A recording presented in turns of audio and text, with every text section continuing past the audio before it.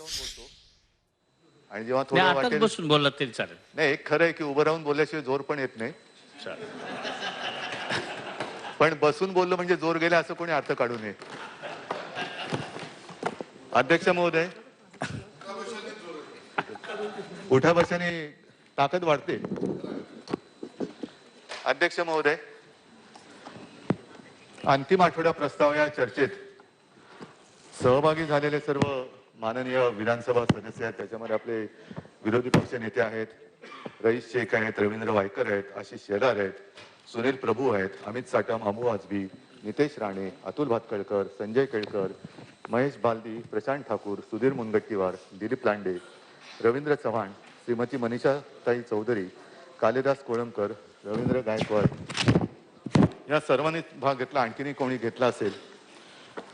त्यांनी जे काही मुद्दे उपस्थित केले त्या सर्व मुद्द्यांना एका ह्याच्यात काही उत्तर देता येणं शक्य जरी नसलं तरी याचा अर्थ असा नाही की त्यांनी मांडलेल्या सूचनांचा किंवा सूचनांची आम्ही नोंद घेतलेली नाही. हे आपल्याला माहिती आहे की आपण काही यांना उत्तर देतो आणि काहींची नोंद घेतो आणि त्याच्याप्रमाणे योग्य असेल ती कार्यवाही करतो.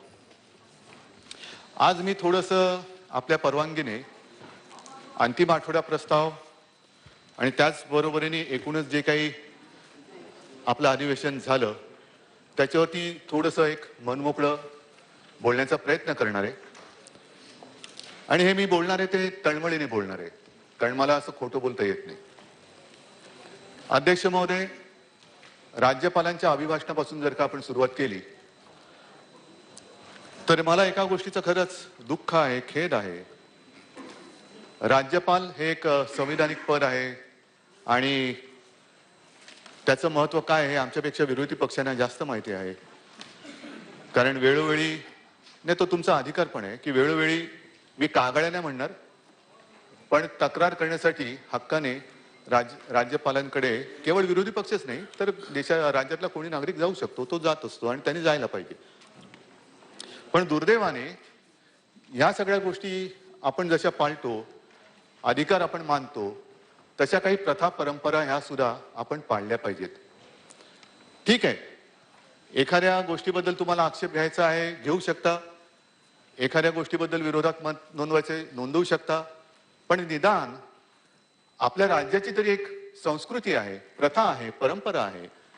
राज्यपालांनी आपलं अभिभाषण म्हणजे सुरू केल्याबरोबर जो काही गोंधळ झाला तो राज्याच्या संस्कृतीला शोभनीय नव्हता.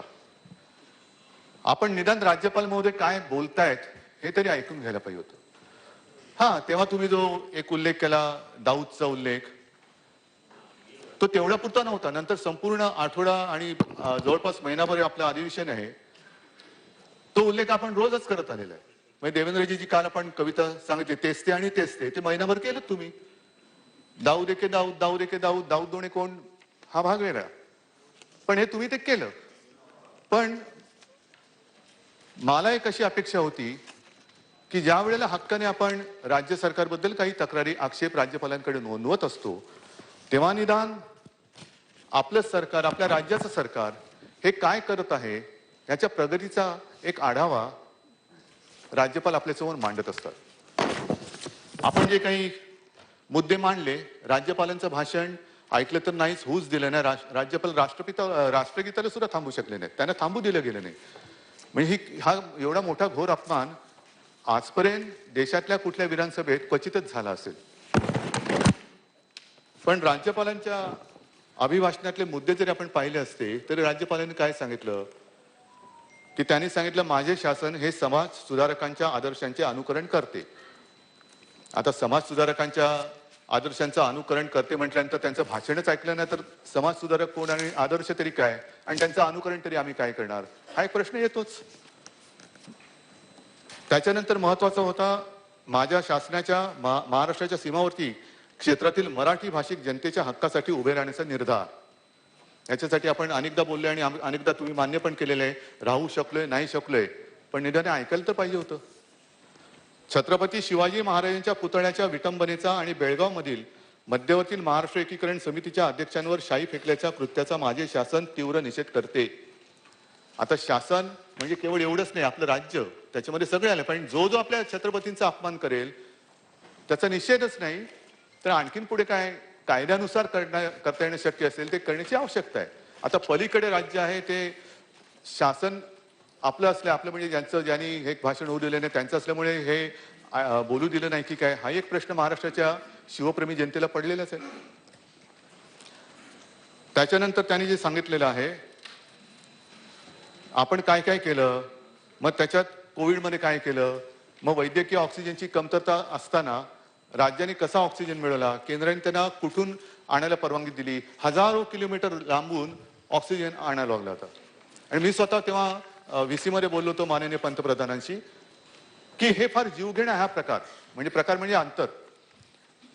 आधी मला काय माहिती नव्हतं कारण मी काही सर्वज्ञ नाहीये. मी त्यांना विचारलं ऑक्सिजन तिकडनं एअरलिफ्ट करून आणता येतो का, तर अभ्यास झाला आणि सांगितलं की तो अत्यंत ज्वलनशील असल्यामुळे ऑक्सिजन आणता येत नाही, पण निदान रिकामे टँकर आपण पाठवू शकतो.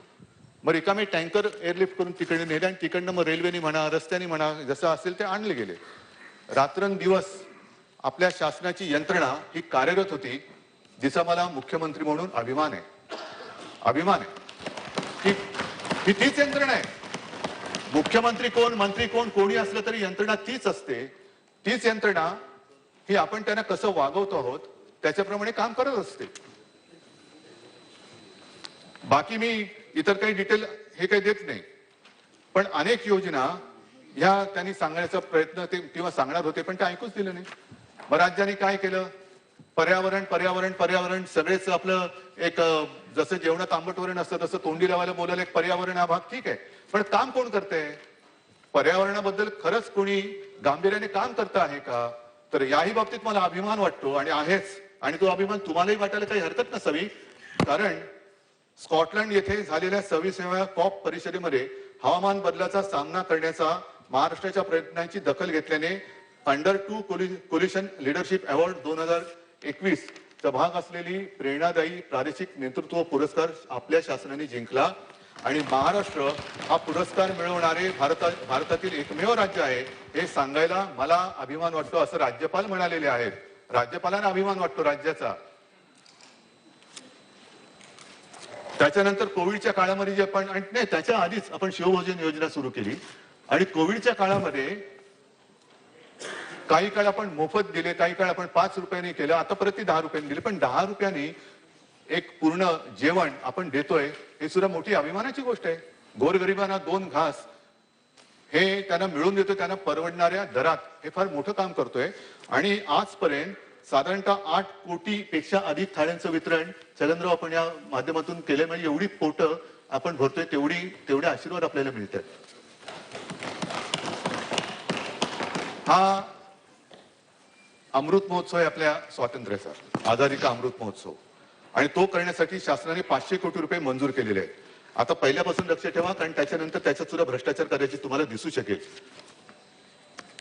कारण काही झालं तरी भ्रष्टाचार. काही जणांची एक सवय काय असते, आरशात बघितला तरी आरसा बघितला तरी भ्रष्टाचार झाला. लोकांना कळत नाही ह्याला भ्रष्टाचार कशात दिसला, तर आरशाच्या मॅन्युफॅक्चरिंग मध्ये दिसला. काही लोकांचा गैरसमज होतो की आरशात पाहिलं तरी भ्रष्टाचार झाला, आरसा बघितला. आता अच्युतराव हसणार का काही बोललेलं नाही मी, आरशाच्या मॅन्युफॅक्चरिंग मध्ये भ्रष्टाचार होऊ शकतो ना, पण तो आरसा बघण्यासाठी स्वतःचा चेहरा बघितल्याशिवाय कळणार कसं भ्रष्टाचार झालाय की नाही. तर असं काही बोलू शकतात, तर म्हणून मी म्हटलं की आधीपासून लक्ष ठेवा. त्याच्यानंतर हिंदू हृदय सम्राट बाळासाहेब ठाकरे महाराष्ट्र समृद्धी मार्ग याचा उल्लेख काल एकनाथजी तुम्ही सुद्धा केला. त्याचं 77% बांधकाम पूर्ण झालेलं आहे. रायगड जिल्ह्यातील रेवस ते रेड्डी सिंधुदुर्गातलं महामार्गाचं चौपदरीकरण आपण करतो आहोत, कॉन्क्रिटीकरण. मुंबईतील सागरी किनारा मार्गाचे 50% काम झाले. पुण्यात रिंग रोड करतो आहोत. 1ली ते 12वीच्या विद्यार्थ्यांना दीक्षा ऍपद्वारे विषयनिहाय अभ्यास साहित्य प्रसारित केले. अशा अनेक गोष्टी आपण केलेल्या आहेत. पण ते काय ना, पण लक्षात कोण घेतो, तुम्ही ऐकायचंच नाही ठरवलं तर ह्या सगळ्या गोष्टी कळणारच नाही. पण ज्यांच्यासाठी करतो आहोत ते नुसते ऐकत किंवा वाचत नाहीत, ते त्या योजनांचा लाभ घेत आहेत आणि आम्हाला त्या जनतेचे आशीर्वाद जे पाहिजेत ते आशीर्वाद आम्हाला देत आहेत. ह्याचं सुद्धा मला एक समाधान आहे. नक्कीच राज्याचा एक शासनाचा प्रमुख म्हणून माझे सहकारी जे काम करतायत आणि विशेषतः या माझ्या शस्त्रक्रियेच्या काळामध्ये आपण सगळ्यांनीच एक सांभाळून घेतलं, पण मंत्री महोदयांनी सगळ्यांनी माझी उणीव न भासू देता सगळ्यांनी उत्तम काम केलं, त्याच्याबद्दल मला त्यांच्याबद्दल एक समाधान व्यक्त करायचं.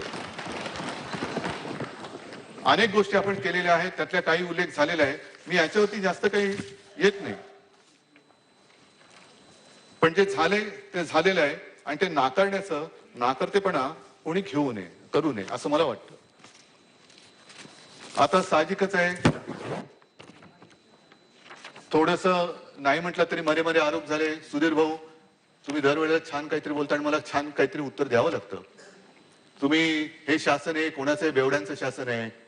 आपल्या महाराष्ट्राला, शिवछत्रपतींचा महाराष्ट्र, त्यांना मध्य राष्ट्र म्हणालात, बरोबर ना? बरोबर आहे. आता हे मद्य जे आहे, वाईन, हे किराणा मालाच्या दुकानात मिळत, वाण्याकडे नाही मिळत.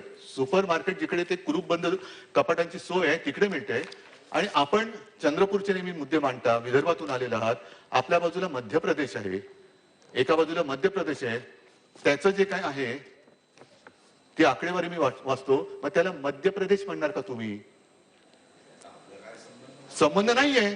पण त्यांनी जे काय केलेलं आहे असं नाहीये, तुम्ही आपला तो बाब्या आणि दुसरा तो, असं नाही करायचं. मी तुम्हाला सांगतो, एक मिनिट सांगतो. देशात 1 लाख लोकसंख्येपेक्षा मागे मद्य विक्रीची दुकाने महाराष्ट्रात सर्वात कमी आहेत. कर्नाटक किती आहेत?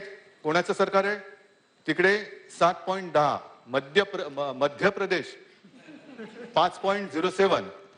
आता याचं उत्तर द्या. उत्तर प्रदेश तिकडे 2.60. तामिळनाड 9.43. तेलंगणा 6.30. हे सगळं बघितल्यानंतर लगेच आपल्या राज्याची बदनामी करून टाकायची, हे योग्य नाहीये. तुम्ही आमचं टीका करा, पण ज्या महाराष्ट्रामध्ये, महाराष्ट्राची एक तर तुम्ही राज्यपाल जे सांगत होते विकास काय झालेला आहे ते तुम्ही लोकांसमोर येऊ देत नाही. असं एक नावं देऊन तुम्ही महाराष्ट्राला बदनाम करतात, हे योग्य नाहीये.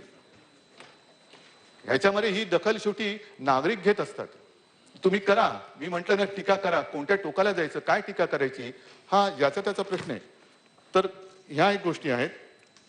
नंतर मला कल्पना आहे की जसं असं म्हणतात की रावणाचा जीव, कारण रावण युद्ध होताना एक मुंडकं उडवलं तरी पुन्हा हा हा हा हा ते पिक्चर मध्ये पुन्हा एक मुंडकं यायचं आणि रावण आपला लढतोय. मग नंतर कळलं की रावणाचा जीव हा बेंबीत होता. तसं काही जणांना काही मिळालं, केंद्रात सरकार मिळालं तरी त्यांचा जीव बेंबीत नाही पण मुंबईत असतो.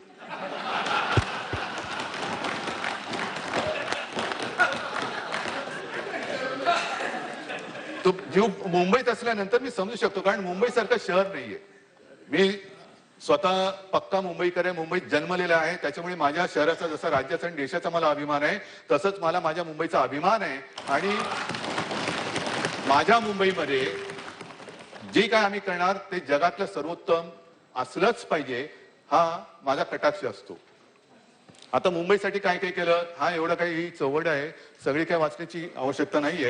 पण येता जाताना जे दिसतच नसेल त्यांना मला लक्षात आणून देण्याची गरज आहे. आता मुंबईमध्ये पब्लिक स्कूल, यापूर्वीच्या काळामध्ये महापालिकेची शाळा, म्युन्सिपालिटी स्कूल म्हणजे त्याला असंच झिडकारलं जाते, हा काय शिकला तिकडे. पण आज तुम्हाला अभिमानाने सांगतो मी की महापालिकेच्या शाळांमध्ये सुद्धा आपल्या पाल्याला ऍडमिशन मिळावी, प्रवेश मिळावा म्हणून बाहेर रांग लागलेली असते. ही कदाचित देशातली एकमेव महापालिका असू शकेल. 8 भाषांमधून शिक्षण देणारी जगातील एकमेव महापालिका आहे. 8 भाषातून देणारी जगातील एकमेव आहे. 480 शाळांमध्ये व्हर्च्युअल ट्रेनिंग देतोय. अद्ययावत अभ्यासक्रम असलेल्या टॅबची आपण वापर करतोय टेंडर काढून. घनकचरा व्यवस्थापन करतो आहोत. मागील 2 वर्षांमध्ये झोपडपट्ट्यांमध्ये 15,000 पेक्षा अधिक शौचालय बांधून पूर्ण केले, तर 8,000 पेक्षा अधिक शौचकूपांचे बांधकाम प्रगतीपथावर आहे. जर कोणाची तयारी असेल तर उद्घाटनासाठी आम्ही आमंत्रण देऊ शकतो. शून्य कचरा निर्माण करणाऱ्या इमारतींना मालमत्ता करात 5% सूट.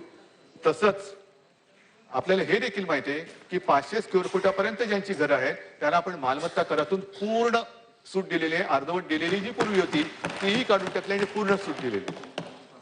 आरोग्यासाठी तर आता नवीन एक योजना सुरू केलेली आहे, कारण अनेक जणांना टेस्ट करून घ्यायचे असतात पण त्या टेस्ट करणं परवडत नाही. म्हणून आम्ही निवडक दवाखान्यांमध्ये हिंदू हृदय सम्राट बाळासाहेब ठाकरे आरोग्य केंद्र योजना, जिकडे जवळपास 139 प्रकारच्या वैद्यकीय चाचण्या या काही मोफत तर काही नाममात्र दरात आम्ही करून देतो आहोत.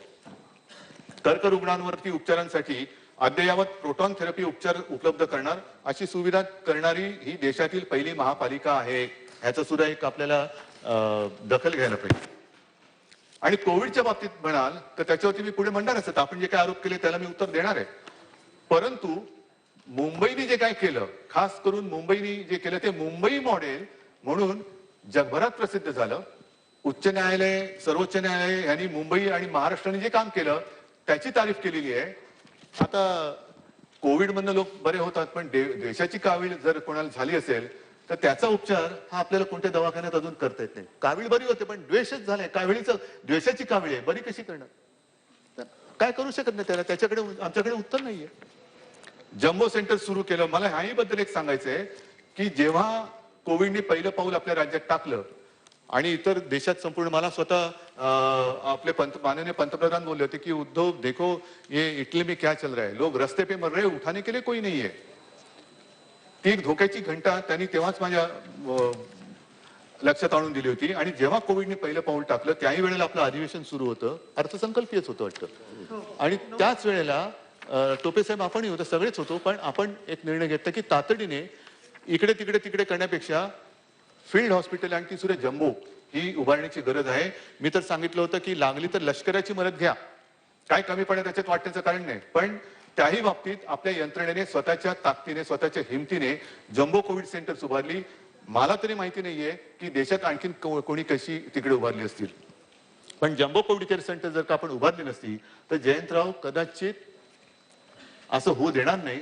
पण काही ठिकाणी किंवा एका ठिकाणी झालं की नदीमध्ये मृतदेह टाकण्यात आले, तसं आपण होऊ नाही दिलं. आपण असं होऊ नाही दिलं. आपण जे काय करता येणं शक्य होतं ते केलं आणि ह्या पुढे सुद्धा करू. कोविड येऊ नये, येणार नाही अशी प्रार्थना आहे. पण जनतेच्या हितासाठी आम्ही वाटेल ते करू आणि तसं आम्ही ते केलं. त्याच्यानंतर काल सुद्धा बोलताना बरेच मुंबईचे विषय मार्गी लावलेत. ज्यांची घरं होत नव्हती त्यांची घरं एकनाथजी, थोरात साहेब आणि जितेंद्र, आपण सगळ्यांनी पुढाकार घेऊन ते धोरणामध्ये काय बदल करायचा, नवीन धोरणं काय करायची, त्यांच्या घराचा प्रश्न आपण मार्गी लावलेला आहे. पत्राचाळ पुनर्विकासाचे भूमिपूजन त्याचं झालेलं आहे. मराठी भाषा भवन दृष्टिक्षेपात नाही, बरोबर आहे, कारण येत्या 2 तारखेला त्याचं भूमिपूजन होतंय. आणि गिरगाव येथे म्हणजे आपल्या या कुठे करण्यात ते पण झालेले, येता जाताना ते होर्डिंग दिसत असतील, तिकडे दिमागदार मराठी भाषा भवन उभारण्यासाठी कार्यवाही 2 एप्रिलला सुरू करतोय. बीडीडी चाळीचा प्रश्न रखडला होता, तो मार्गी लावलेला आहे. डबेवाला भवनासाठी त्यांना आपण जागा दिलेली आहे. वर्ली डेअरीच्या जागेवरती एक जागतिक आंतरराष्ट्रीय दर्जाचं मत्स्यालय आपण उभं करतो. त्याची जी काय प्रक्रिया आहे ती होत आलेली आहे आणि त्याची सुद्धा सुरुवात लवकरच होईल.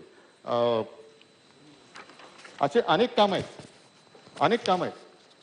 मेट्रोच्या बाबतीत सुद्धा मेट्रो आपण की आरेची जर जागा वादग्रस्त आहेच, तिला आपण पर्याय मागितलेला आहे कांजूरचा. अजूनही केंद्र काय द्यायला तयार नाही, पण त्याच्यासाठी सुद्धा आपण पर्याय काढून मेट्रोचं काम आपण बंद नाही पडू दिलेलं आहे, आणखीन वाढवत आहोत. या कांजूरच्या बद्दल मी मागे सुद्धा एकदा बोललो होता, तर त्याचा पुनरुच्चार करण्याची गरज नाही. पण एक आक्षेप जो आपल्याकडनं घेण्यात आलेला होता की मेट्रोच्या कामात 10,269 कोटी वाढीचा प्रस्ताव, हा प्रस्ताव देवेंद्रजी आपल्या काळात सप्टेंबर 2018चा आहे, आमच्या काळातला नाही आहे. हे कशासाठी वाढलंय त्याची सुद्धा एकनाथजी आपण चौकशी लावा. काय वाढलेलं आहे, खरं असेल तर भाग वेगळा, पण नेमकं अचानक 10,000 कोटी वाढला कसा, काय त्याच्या मागे? मुंबईमध्ये तसा समुद्र आहे, पण याच्यात काय पाणी मुरते का ते पण बघून घ्या, मुरलंय का ते बघून घ्या. त्याच्यानंतर सौर ऊर्जा प्रकल्प आपण करतो आहोत. आणखीन काय काय गोष्टी आहेत, हे मी सगळं वाचून झालेलं आहे. पर्यावरणाच्या दृष्टीने त्या इलेक्ट्रिक बसेस चार्जिंगच्या त्या सुद्धा आपण आणतो आहोत. कारण एकूण येता जाताना असं मानलं जातं की काही धूम्रपान करणारे जे असतात त्यांच्या आजूबाजूला बसलो तर जेवढा दूर जाईल त्याच्यापेक्षा रस्त्यावरती जे काय गाड्या जातात हा सगळा धूर, म्हणजे हे सगळी आपली फुफ्फुसं वगैरे निकामी होत जगण्यापेक्षा वेळेमध्ये जर का आपण सुधारलो तर शाश्वत, ज्याला म्हणतो शाश्वत विकास, शाश्वत म्हणजे काय, पर्यावरणाची हानी होऊ न देता आणि होणार असेल तर कमीत कमी हानीमध्ये हे प्रकल्प राबवायचे. अशा अनेक गोष्टी याच्यामध्ये आहेत. हे खूप आहे, म्हणजे पाहिजे असेल तर मी सगळी माहिती द्यायला तयार आहे. आता ह्या सगळ्या गोष्टी आपण इकडे बघत असताना काही गोष्टी ज्याचा उल्लेख मी काल केला की या गोष्टी अडल्यात. कशा अडल्यात तर धारावी इथला जो पुनर्विकास प्रकल्प आहे तो करायचा आहे, पण त्याच्यासाठी रेल्वेची जी 45 एकर जमीन आहे केंद्राबरोबर आम्ही पाठपुरावा करतो आहोत. अजून उत्तर काही येत नाही, प्रश्न काही सुटत नाही. अर्धे पैसे भरून झालेत, ते मिळाल्यानंतर दुसरे पैसे द्यायचे, पण केंद्र अजून काही दाद देत नाही. मराठी भाषेला अभिजात दर्जा देण्यासाठी केंद्राकडे वारंवार पाठपुरावा करतो आहोत, काय होत नाहीये. बॉम्बे उच्च न्यायालयाचे मुंबई उच्च न्यायालय हा एक विषय आहे, त्याचा पाठपुरावा करतोय. त्याच्यानंतर मी मागे सुद्धा बोललेलो आहे की महाराष्ट्र कर्नाटक व्याप्त महाराष्ट्र जो विषय आहे तो सोडवण्यासाठी केंद्र अजून काही करत नाही, कारण ते आहे. पण केंद्र सरकार कोणाची बाजू घेते हे न्यायालयातील जर का आपण सगळं कामकाज पाहिलं तर स्पष्ट लक्षात येऊ शकतं की केंद्र सरकार पालक म्हणून त्यांनी निपक्ष भूमिका घ्यायला पाहिजे. पण केंद्र सरकार नेमकी कोणाची बाजू घेते हे कामकाज पाहिलं तर लक्षात येईल. तर असं का होतंय, ह्याच्यासाठी कोण बोलणार आहे. तर ह्या गोष्टी मुंबईच्या झालेल्या आहेत. आता दुसरा जो महत्वाचा मुद्दा, एक 2-3 आरोपांबद्दलच मी बोलणार आहे. दहिसर इथला भूखंड. दहिसर इथल्या भूखंडाबद्दल कोणी कसा पाठपुरावा केला होता, कुठून हा सुरू झाला, आणि त्याचा पाठपुरावा जर म्हणाल तर साधारणतः 2011 पासून सुरुवात झाली होती महापालिकेमध्ये. देवेंद्रजी आपल्याला कल्पना आहे, कारण आपली या एका पत्रावरती सही आहे. एमसी बीएमसी त्याने तुम्ही म्हटलंय do the needful, examine and do the needful ते म्हटलेलं आहे. त्याच्यानंतर त्यावेळेचे तुमचे विधान परिषदेचे धनंजय मुंडे, आता विधान परिषदेचे विरोधी पक्ष नेत्यांचा त्यावेळेचा उल्लेख इथे केला तर चालेल ना. अगदी केरळाचं उत्तर तामिळनाडूला दिल्यासारखं नाही ना होणार. मी विचारतो, मला माहिती नाही या गोष्टी. तर त्याने एक पत्र लिहिलं होतं, त्याच्यावरती तुम्ही उत्तर दिलेलं आहे. अजय मेहतानी नाही म्हटलं का, तर तसंही नाहीये. अजय मेहतानी सुद्धा त्याच्यावरती त्यांची टिप्पणी दिलेली आहे. मग करता करता करता त्याची किंमत वगैरे ठरवतं कोण, चंद्रकांत दादा तुम्हाला कल्पना आहे, कारण महसूल खातं त्यावेळेला आपल्याकडे होतं. ती जी काय जमिनीची किंमत ठरवणारी जी यंत्रणा असते ती आपल्या खात्याकडे होती. त्यांनी ती किंमत ठरवली. ती किंमत दिली गेल्यानंतर पुन्हा त्याच्यावर त्यांनी वाद केला, तर कोर्टात गेलाय. आता आपण असं म्हणतोय की तो तर किती 900 कोटी मागतोय, आपण त्यांना 349 कोटी दिले. पण हा सगळा जो पाठपुरावा आहे त्याची सुरुवात मनीषाताई आपण केली होती. आपण फोटो सुद्धा ट्विट केला होता या दहिसरच्या हॉस्पिटलच्या बाबतीत. हा, मला वाटलं तुम्ही आता तुमचं मत बदलले की काय. हॉस्पिटल हवं की नको, हवं ना, हवं की नको. नाही ते आशिष बोलतात बोलू नका, पण तुमच्या वॉर्डाचा प्रश्न आहे, लोक तुम्हाला विचारणार आहेत, आशिषला नाही. हॉस्पिटल हवं की नको. नाही एक मिनिट, तुमचं म्हणून हा सांगा.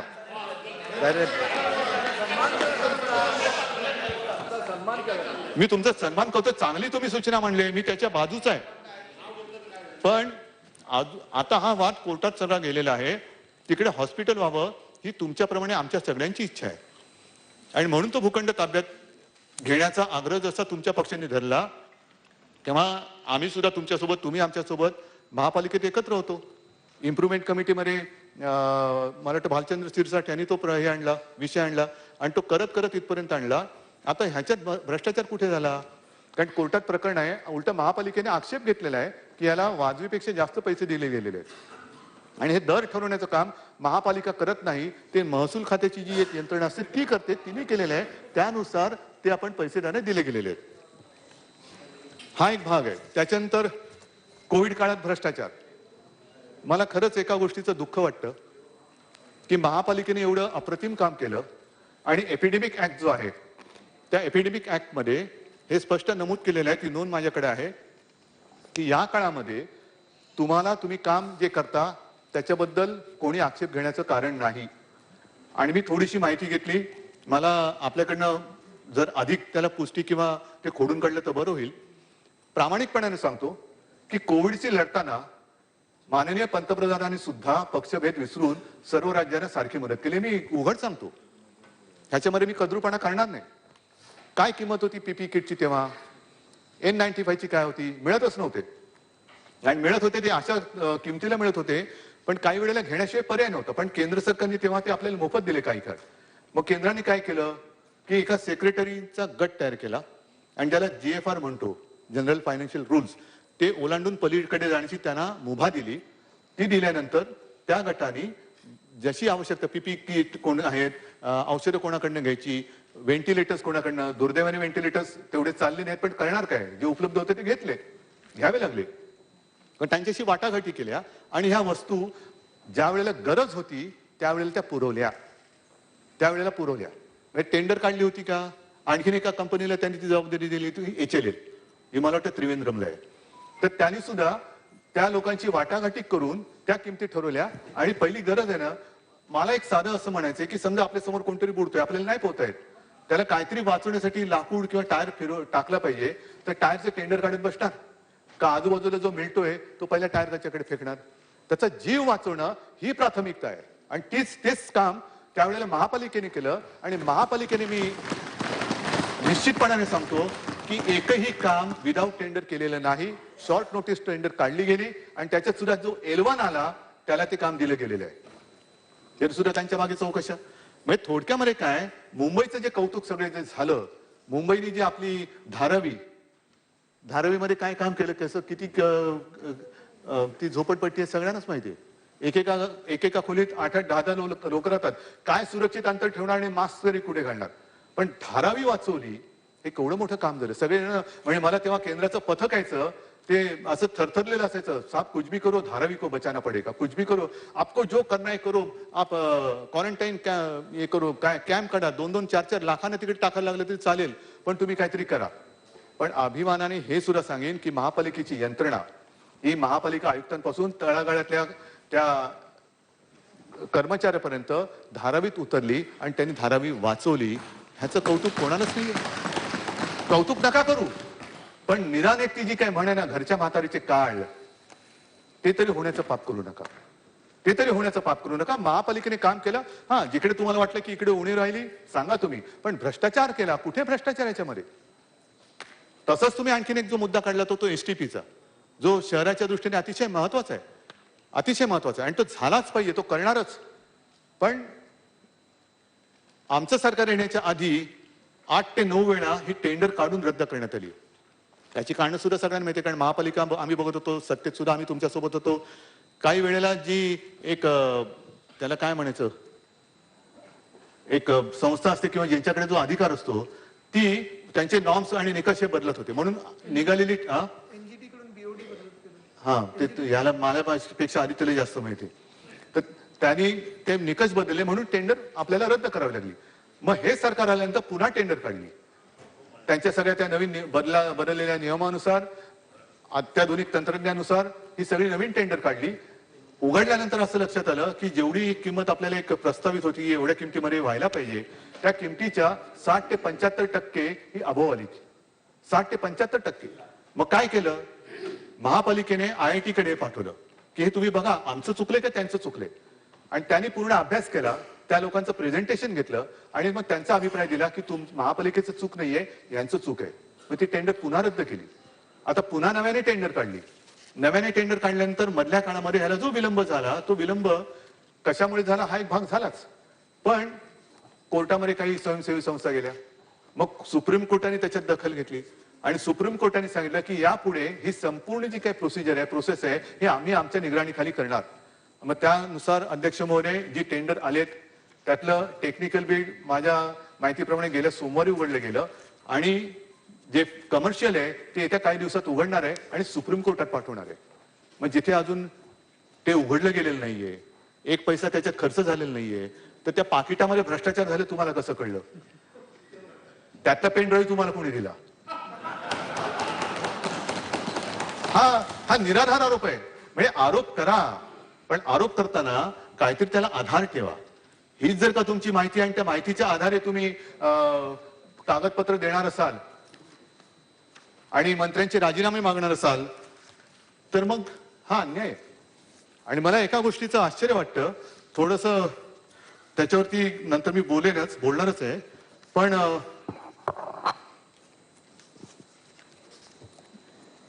ह्या अधिवेशनाच्या सुरुवातीच्याच दिवसांमध्ये, कारण अर्थसंकल्पीय असल्यामुळे माननीय मंत्र्यांनी आपला एक पंचसूत्रीच्या आधारे सगळे जे जीवनावश्यक गोष्टी आहेत, म्हणजे आरोग्य असेल, त्याच्यानंतर रोजगार असेल, आणखीन काय असेल, त्या अनुषंगाने एक अप्रतिम असा अर्थसंकल्प मांडलेला आहे. अप्रतिम आहे, म्हणजे चांगलं आहे. जे काय आता करता येणं शक्य आहे या सगळ्या कठीण काळामध्ये, त्या सगळ्यांची दखल घेऊन तो अर्थसंकल्प मांडलेला आहे. त्याचं मी काय आता पुनरुच्चार करणार नाही, कारण त्याला व्यवस्थित त्याच्यावर चर्चा झालेली आहे आणि स्वतः अर्थमंत्री मंत्री महोदय यांनी त्याच्यावरती उत्तर दिलेलं आहे. आता मला काय म्हणायचंय, हे थोडं सगळं झाल्यानंतर प्रतिमा आणि बदनामी, टीका मी समजू शकतो, मी टीकेला घाबरत नाही, अजिबात नाही, आणि बदनामीला पण घाबरत नाही, कारण मी जो आहे हा असा आहे आणि तो लोकांना मला माहिती आहे मी कसा आहे, त्याच्यामुळे बदनामीला घाबरत नाही. पण बदनामी करताना कोणत्या थराला जाऊन करायची? नवाब मलिकांचा राजीनामा, जर दोषी असतील, संबंध असतील, बघू ना काय करायचं. पण तुम्ही आरोप करायचे आणि असे आरोप केले ज्याच्यात तथ्यहीन आरोप करायचे आणि एवढ्या वेळा बोलायचं की जणू काही ते सत्य वाटायला लागतं. म्हणजे एका गोष्टीचं मला दुःख काय वाटतं किंवा आश्चर्य वाटतं की केंद्रीय ज्या काही संस्था आहेत त्या एवढ्या पोकळ झाल्या का की नवाब मलिक हा दाऊदचा हस्तक संपूर्ण मुंबईत देशात सगळीकडे फिरतोय, 4-4, 5-5 वेळा निवडून येतोय, मंत्री बनतोय, तरी केंद्रातल्या यंत्रणेला माहितीच नाही, केंद्राच्या यंत्रणेला माहितीच नाही ना. आहेच तसंच आहे. केंद्राच्या यंत्रणा मग करतात काय? नुसतं थाळ्या वाजवा, दिवे पेटवा, दिवे घालवा, हे करायचं. मग जे काय दिवे लागताय त्या दिव्याच्या प्रकाशात तरी बघा ना दाऊदचा माणूस कोण कोण आहे. पण एक मी समजू शकतो की तिरंदाज जो असतो तो लक्ष्यभेद करतो, तो बाण त्याला असतं, त्याचं कौशल्य असतं, बाण त्या लक्ष भेद करणार असला पाहिजे, भेद करणार असला पाहिजे. पण आता काय होतंय, त्या बाण म्हणजे त्या एजन्सीज आहेत, त्यांना हातात पकडून लक्षावरती जाऊन खुपसलं जाते की हे तुझं लक्ष आणि हे तुझं शस्त्र सगळं. म्हणजे त्याची मला देवेंद्रजी तुम्हाला खरं केंद्राने घ्यायला पाहिजे, रॉ, सीबीआय, आणखीन काय काय काय काय, म्हणजे काम अधिक वेगाने होईल, अधिक वेगाने होईल. कारण ती माहिती ईडीकडे तुम्ही दिलीत असं तुमचं मी कुठेतरी वक्तव्य वाचलं. म्हणजे ईडी एवढी बेकार लोक आहेत का तिकडे, त्यांना काहीच माहिती नाहीये. द्या माहिती द्या, कोणाला ह्याला ठोकायचे ठोकतो, त्याला ठोकायचे ठोकतो, माहिती दे ठोकतो. म्हणजे माहिती देणारे तुम्हीच, आरोप करणारे तुम्हीच, चौकशी करणारे तुम्हीच. मग त्यांच्याप्रमाणे शिक्षा पण हेच करतात. कारण होणार काय की असे सगळे कडक केसेस करून दिल्यानंतर न्यायालय तरी काय करणार? आमचा न्यायदेवतेवरती विश्वास आहे, पण सगळं यंत्रणा ह्या अशा राबवणार, म्हणजे ती ईडी आहे का घरगडी आहे हेच माहिती नाहीये, हेच कळत नाहीये. आणि मी तसं यावेळेला अधिवेशनामध्ये मध्ये मध्ये येऊन गेलो, माझ्या ऑफिसमध्ये बसून कामं सुरू होती. पण येता जाताना हा गंमत वाटेल पण गमतीचा विषय नाहीये. कारण मी बोललो ना तेच आणि ते दाऊद आणि जुते, मला वाटलं पूर्वी एक दाऊद शूज होते, तो पण घोटाळ्यात गेला म्हणा. पण ते दाऊद शूजची एजन्सी नवीन कोणी घेतली का? कारण दाऊद आणि जुते. बरं, हा दाऊद आहे कुठे हो, माहिती कोणाला? म्हणजे एखादा निवडणुकीसाठी विषय किती काळ घेणार तुम्ही? जसं राम मंदिराचा विषय इतके वर्ष तुम्ही घेतलात, आता याच्या पुढे दाऊदचा घेणार आहात का? म्हणजे आधी रामाच्या नावाने मत, आता दाऊदच्या नावाने मागणार आहात का? हे काय चाललेलं आहे? बरं, दाऊद जो आहे कुठे आहे माहिती तरी आहे का? कोणालाच माहिती नाही. असेल तर मला आणत का नाही? कारण मागे मला आठवते गोपीनाथ मुंडे आपले उपमुख्यमंत्री होते, त्यांनी सांगितलं की दाऊदला आम्ही फरफटत आणू. आता आपण त्याच्या मागे फरफटत चाललोय आणि त्याचे हस्तक शोधतोय. कुठे हस्तक? तू हस्तक आहे. पण मला तरी आठवत नाही, तुमच्याकडे माहिती असेल तर सांगा, ओबामाने ओसामाच्या नावाने मतं मागितली होती का? त्यांनी निवडणुकीत त्याचा उल्लेख केला होता का? पण ते जे कावस पाडले, देशावरती हल्ला, आम्ही बोलतो पण हल्लेखोराचं काय करतो?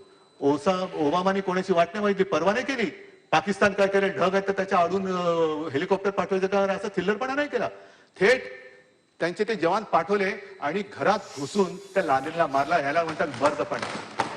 कान्या मारत दाऊदला उडवा ना, मूळच उखडून टाका. अजूनही आम्ही बघतोय कोण कोण कसं येते, त्यांचे अंडरवर्ल्ड शिकेचे संबंध आहेत, मग ते कोण त्याचं हस्तक आहे. जा घुसा, दाऊदच्या घरात घुसून त्याला मारा, जसं ओबामाने ओसामाला मारलं तसं. ह्याला म्हणतात मर्दपणा, ह्याला म्हणतात हिंमत, पण काही न करता नुसतं तुम्ही जे आमच्यावर आरोप करतायत मी पुन्हा प्रामाणिकपणाने सांगतो की देशद्रोह्यांच्या विरोधात आम्ही आहोतच, त्याच्याबद्दल कुठेही दुमत होण्याचं कारण नाही. पण नवाब मलिकांचा राजीनामा तुम्ही मागता आहात, त्याच्या आधी जे काही घडले काश्मीरमध्ये, त्यावेळेला मेहबूबा मुफ्तीबरोबर तुम्ही बसला होतात. मी ते माझ्या भाषणात पण बोललो, अनेकदा बोलले, तेच ते आणि तेच ते, दुसरं आहे काय आपल्याकडे. पण अफजल गुरुला फाशी देण्याचा जेव्हा प्रश्न आला, त्यावेळेला या मेहबूबा मुफ्तीबाईंचं काय वक्तव्य होतं? अफजल गुरुला फाशी देऊ नका.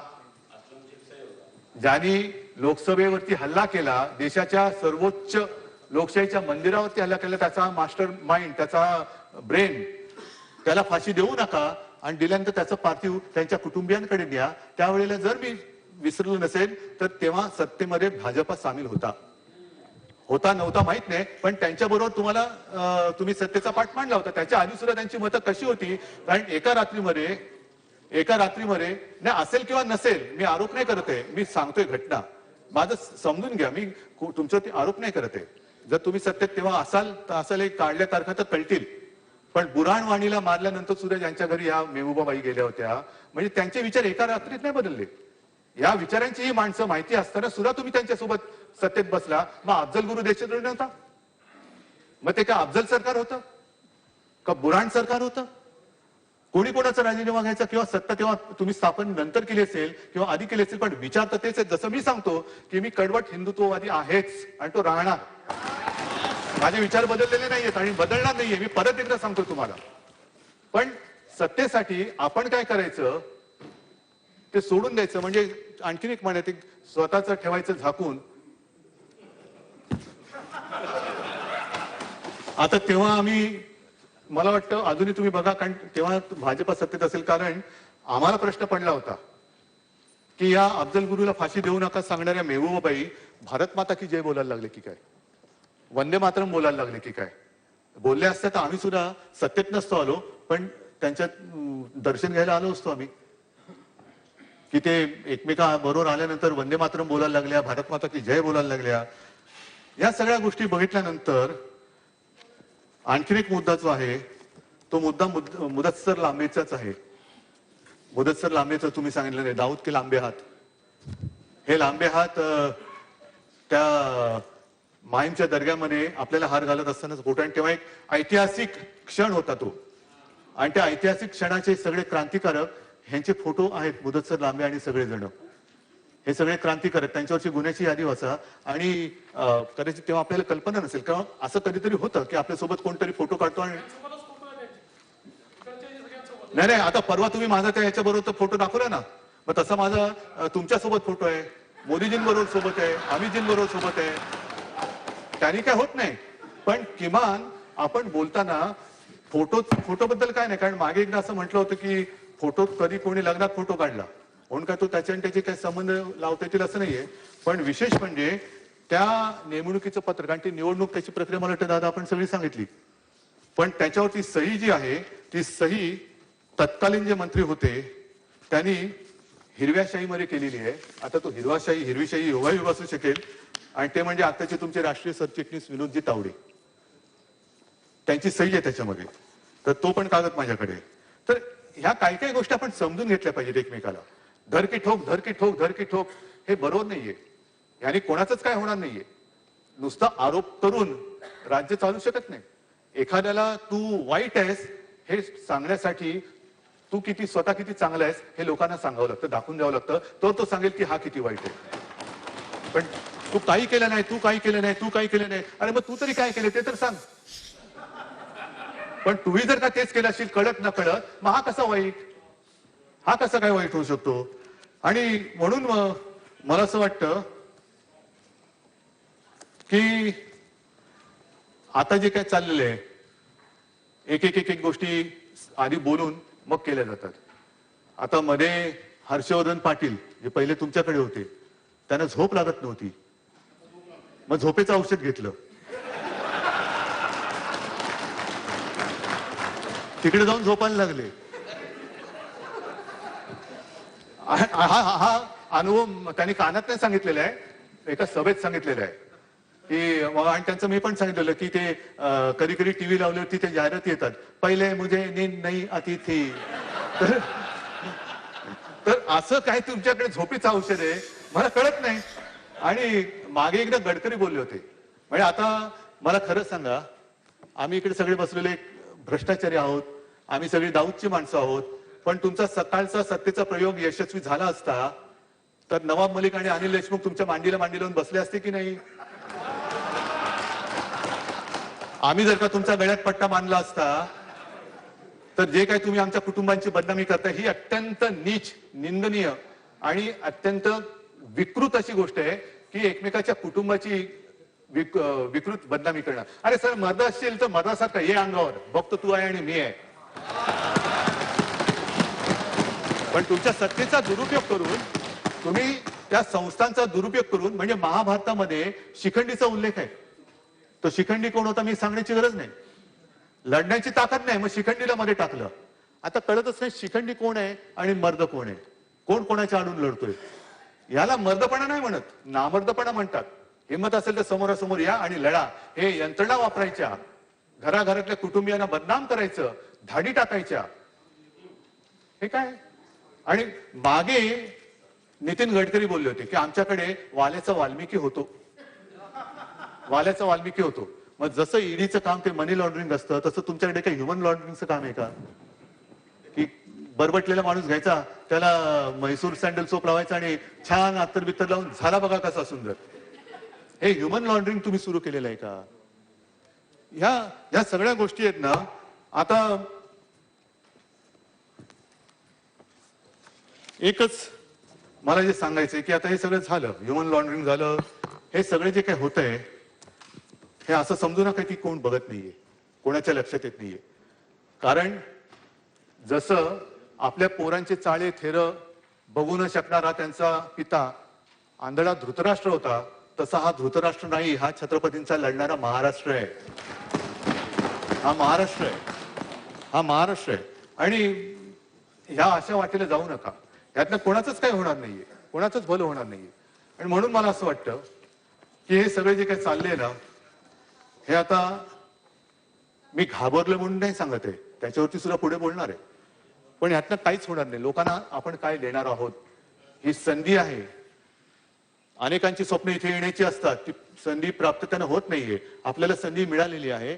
संधीचं सोनं करायचं का माती करायचं हे ठरवा. काय असतील ना मतभेद सांगा, काही सूचना असतील सांगा, काही नवीन कल्पना असतील सांगा, कोण आमच्यात गुन्हेगार असेल जरूर सांगा, पण उगाच काहीतरी बदनामी करू नका.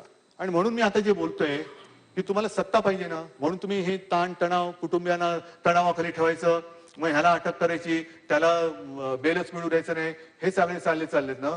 चला मी या सगळ्यांच्या समोर सांगतो, तुम्हाला सत्ता पाहिजे ना, उगाच तुम्ही काही गोष्टी करू नका. पेन ड्राईव्ह गोळा करायला जाऊ नका. पेन ड्राईव्हचा खप उगाच वाटतो, ज्यांना गरज असते त्यांना मिळत नाही, त्याला मिळत नाही, त्यांना राहू द्या. पेन ड्राईव्हची गरज नाहीये. मी म्हणतो मी तुमच्या सोबत येतो, मी येतो तुमच्यासोबत, सत्तेसाठी नाही येत. तुम्ही तुम्ही तुम्ही जे आता चाळे केलेले आहेत सगळे, माझ्या कुटुंबियांची बदनामी करायची, त्यांना उगाच त्यांच्या काहीतरी काय मालमत्तेवरती टाच, आज ह्याच्यावरती टाच त्याच्यावरती टाच, ह्या टाचेला मी काही घाबरत नाही. कारण शाळेमध्ये मला छत्रपतींची कविता होती, खबरदार जर टाच मारुनी उडविन चिंधड्या राई राई एवढ्या. त्याच्यामुळे मी टाचेला नाही घाबरत. पण मी तुमच्या बरोबर येतो, टाका मला तुरुंगात, माझ्यावरती जायचं नाही. या ना मग, कुटुंबाची कशाला बदनामी करताय? आम्ही कधी तुमच्या कुटुंबियांची बदनामी केली? कधी तुमच्या कुटुंबियांच्या काही भानगडी असतील आहेत असं म्हणत नाही, तर आम्ही काढण्याचा प्रयत्न केलेला आहे. मी येतो तुमच्या बरोबर, तुम्ही टाका तुरुंगात, मग तुमच्या फुरसतीने मग ते सगळे आरोप गोळा करा, ते पण करू नका, कारण त्याची गरज नाही. कारण खुलासे करून उपयोग नाहीये, खुलासे करून कुठे ऐकलं जात नाहीये. काही गोष्टी सादर केल्या तरी त्या नाकारल्या जातात. मग ह्याचं शेपूट त्याला, त्याचं शेपूट त्याला करून पुरावे सगळे गोळा केले जातात आणि कोर्टासमोर नेले जातात. कोर्ट काय करणार, समोर आहे त्याच्याप्रमाणे दे शिक्षा. पण एवढंच जर का तुम्हाला जीव जळत असेल तर मला टाका तुरुंगामध्ये, मी तयार आहे. पण एक गोष्ट लक्षात घ्या, थोडस मग मी भावनिक बोलतो आणि हिंदुत्ववादी बोलतो. तुरुंग कोणता, आर्थर रोड, तिहार वगैरे नाही. जसं बाबरी मशिदीच्या खाली राम मंदिर होती, राम जन्मभूमी, तसं जर का कृष्ण जन्मभूमीचा शोध तुम्हाला लागला असेल, तो तुरुंग असेल ना, त्या तुरुंगात मला टाका. मी कृष्णाचा अवतार नाहीये. मी कदाचित देवकीच्या पहिल्या 7 मुलांपैकी असेल, पण त्या तुरुंगात मी कृष्ण जन्माची वाट बघेन. पण मी जसं सांगतो की मी कृष्ण नाहीये, तसं तुम्ही सांगता आलं पाहिजे की तुम्ही कंस नाही आहात, नाहीतर कंसामध्ये जाऊ नका. आणि ही माझी तयारी. काय तुम्हाला माझ्या कुटुंबियांनी पाप केली असतील, बाळासाहेबांनी काय उत्तर देणार? मग मी विचारतोय, बाळासाहेबांनी ज्यांना तुमच्या नेत्यानं वाचवलं ते तरी गेल्यानंतर बाळासाहेबांनी काय उत्तर देणार? ज्या वेळेला त्यांना सोबत कोणी राहू शकत नव्हतं, देशामध्ये सगळेजण सांगत होते की हे नको हे नको, तेव्हा बाळासाहेब एकटे त्यांच्या मागे राहिले होते की हे होता कामाने, हे तिकडेच राहिले पाहिजे. काय उत्तर देणार? की 2014 मध्ये सुद्धा युती तोडली, तुम्ही तोडली, तेव्हा मी हिंदू होतो. आज जर का तुम्हाला असं वाटतं की मी हिंदुत्वापासून फारकत घेतली, तर 2014 साली सुद्धा मी हिंदूच होतो, आजही आहे. आणि मी लपवलेलं नाही, माझ्या सगळ्या सहकार्यांना माहिती आहे, सगळ्या सहकार्यांना माहिती आहे. पण तुरुंगात टाकणार असाल तर सगळी जबाबदारी मी घेतो. माझ्या शिवसैनिकांची सुद्धा जबाबदारी मी घ्यायला तयार आहे. सगळ्यांच्या वतीने मी पाप घेतो, मला टाका तुरुंगात. पण जे शिवसैनिक बाकी सगळ्यांनी जेव्हा शेपट्या घातल्या होत्या, तेव्हा 92-93 साली ज्यांनी जीवावरती उदार होऊन जी मुंबई वाचवली, त्या शिवसैनिकांना सोडू नका. आणि आम्ही ऐकतोय म्हणून मला ते कळतच नाही, ते ह्या यंत्रणेचे दलाल आहेत की प्रवक्ते आहेत. हा तुरुंगात जाणार, अनिल देशमुख तुरुंगात जाणार, गेले तुरुंगात. नवाब मलिक तुरुंगात जाणार तुरुंगात. आता अनिल परब तुरुंगात जाणार तुरुंगात. उद्या किशोरी पेडणेकर टाकणार. हे काय? कुठे कायदा सुव्यवस्था आणि लोकशाहीचा खून? ह्याच्या पलीकडे काय आणखीन असू शकतो? अघोषित निदान इंदिरा गांधींनी तरी आणीबाणी घोषित केली होती. ही अघोषित आणीबाणी एवढा डरपोकपणा त्यांच्यामध्ये नव्हता. डरपोकपणाने आणीबाणी नाही राबवली, घोषणा केली आणीबाणीची. चांगली वाईट हा ज्याचा तो वेगळा भाग आहे, पण एक धारिष्ट लागतं, ते धारिष्ट त्यांच्यामध्ये होतं. आणि आज सुद्धा अनिल परब इकडे बसलेले आहेत. मी सगळ्यांना सांगतो की 92-93 साली पोलिसांनी आणि मिलिटरीच्या लष्करांनी हिंदूंना वाचवण्यासाठी जेव्हा अनिल परब गेले, तेव्हा भर रस्त्यात त्यानं गुरासारखं मारलेलं. तो त्याचं तुम्ही काय बांधकाम पाडताय, आणखीन काय पाडताय? जे पाडायचं ते पाडा, पण मग बांधकाम अनधिकृत पाडायची तर ती सगळ्यांची पाडा, कोणालाही पदराखाली घ्यायचं नाही, अजिबात नाही. पण असे शिवसैनिक, किशोरी पेडणेकर सुद्धा आमच्या चळवळीतल्या शिवसैनिक आहेत. ज्या वेळेला एका व्यक्तीला बाळासाहेबांनी काढून टाकला होता 2005 ला, काढून टाकलं, गेट आउट, नाही पाहिजे तू, असा अशी घाण नाही पाहिजे, तेव्हा त्यांच्यासोबत काही जण गेले होते. तेव्हा त्या निदर्शनाच्या वेळेला या किशोरीताईच्या डोक्यात वर्णवीट मारली होती. मोठं डोकं म्हणजे जवळ खूप पडली होती, वाचल्या त्या. पण हे असे गुन्हेगार, महापालिकेमध्ये घोटाळा, मुंबई महापालिकेमध्ये घोटाळा, मग पिंपरी चिंचवडमध्ये सुद्धा त्या स्टँडिंग कमिटीच्या अध्यक्षाला घोटाळ्यामध्ये पकडण्याचं आहे ना. या सगळ्या गोष्टीचा म्हणजे म्हणून मी म्हटलं ना की वेगळेपण काय आहे हे पहिलं लक्षात घ्यायला पाहिजे. आणि म्हणून मी शेवटी एकच म्हणेन की आपण ही कविता केवळ तुमच्यासाठी नाही, माझ्यासाठी नाही.